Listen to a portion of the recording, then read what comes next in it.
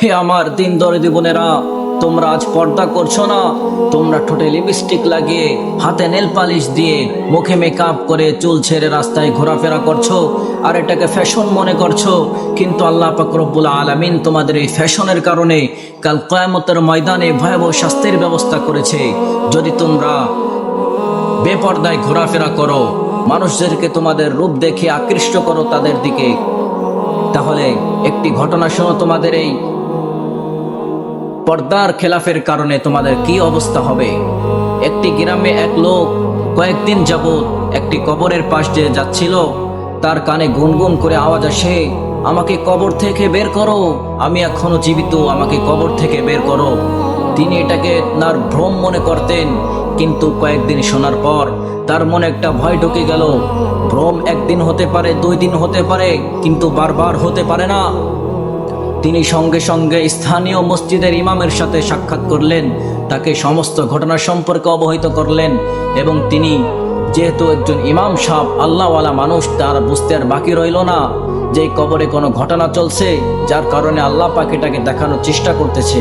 তখন তিনি স্থানীয় গণ্যমান্য লোকদের সাথে ইমাম সাহেব আলোচনা করলেন, বললেন যে কবরটা খোঁড়া উচিত আমাদেরকে। তখন তারা সকলে সম্মতি অবস্থায় কবরটা খোঁড়ার চেষ্টা করলো। কবরটা খোঁড়ার পর দেখলো একটা মহিলা, তার মাথায় চুল নাই, চুল টেনে উঠানো, হাতের নখ নেই, গালে জিহ্বা নেই, চেহারার মধ্যে চামড়া নেই। তখন মানুষ থেকে ভয় পেয়ে গেল এবং সঙ্গে সঙ্গে ওই মহিলাটি দৌড় দিয়ে তার বাসায় চলে গেল। বাসায় যাওয়ার পর গ্রামের লোকেদের মধ্যে একটি আতঙ্ক সৃষ্টি হলো, হাই হাই, কি অবস্থা, আমরা কি দেখলাম। তখন তার ঘরের সামনে লোকজনের ভিড়, মানুষ তাকে ডাকছে, তুমি ঘর থেকে বের হও, কিন্তু সে বের হচ্ছে না। সে বলে, তোমরা আমাকে দেখতে পারবে না, আমাকে দেখলে তোমরা সহ্য করতে পারবে না, ভয় পাবে। আমাকে দেখতে হলে এমন একজন সাহসী যুবক লাগবে যার মধ্যে ভয়ের কোনো চিহ্ন নেই। তখন ওই গ্রামের মধ্যে একজন সাহসী পুরুষ ছিল যার মধ্যে ভয় নামের কোনো চিহ্ন নেই। তখন তাকে সকলে ঠিক করলো, তুমি যাও, কে তার সাথে কথা বলো, কেন তার এমন অবস্থা, কেন তার এমন শাস্তি। তখন তিনি আস্তে আস্তে ঘরের দরজা খুলে ওই মহিলার রুমে ঢুকলো এবং ঢোকার পর জিজ্ঞাসা করলো, হে বোন, তোমার এমন কাজ করেছো যার কারণে আল্লাহ তোমাকে এমন শাস্তি দিচ্ছে। তখন তিনি বললেন, আমার বোনদের উদ্দেশ্যে একটা কথা বলি, আজ আমার এই অবস্থা কারণ দুনিয়াতে আমি অনেক সুন্দরী নারী ছিলাম। আমার সৌন্দর্যের কোনো কারণ নয়, আমার মূল কারণ হলো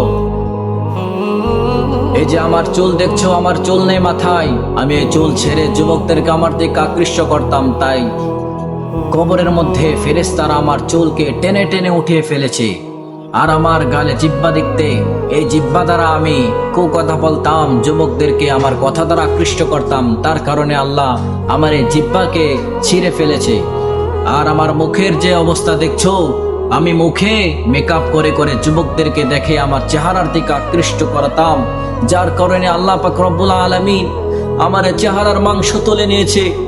আর আমার যে নখের অবস্থা দেখতে পারছো, আমার নখের মধ্যে কোনো গোশ নেই, আমি নখে নেল পালিশ দিয়ে আমার হাত দেখিয়ে মানুষদেরকে আকৃষ্ট করতাম আমার দিকে। তাই আল্লাহ পাক রব্বুল আলামিন আমাকে এই শাস্তি দিচ্ছেন।